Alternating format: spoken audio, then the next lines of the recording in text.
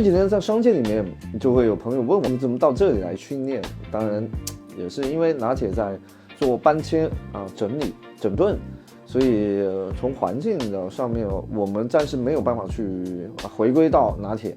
灰尘啊，包括这些这个温度啊，都会影响到我。这一次也是因为这次搬迁，所以才体会到了在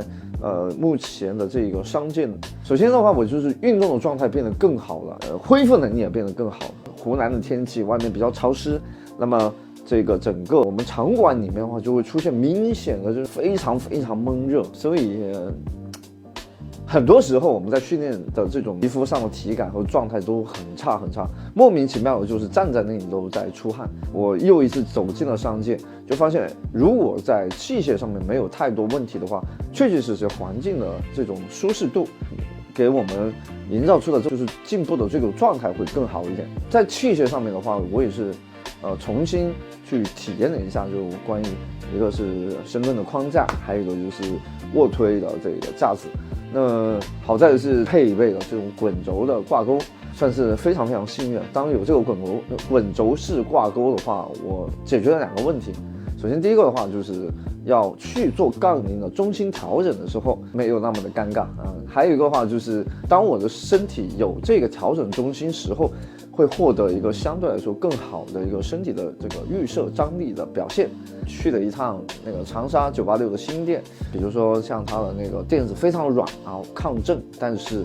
会产生下陷啊，使得我那一天的265公斤就是直接用超沉一拉的方式，感觉是很奇怪的。我就开始放松我自己，我不愿意去抓到那么紧，因为我怕我的背部会有拉伤啊，就出现了脱手的。OK 啊，脱手没有关系啊，反正到比赛的时候我们肯定会全力以赴。还有35天不到，就 IPF 的华中比赛，我也是报了名。这次的话我是报83公斤，我并没有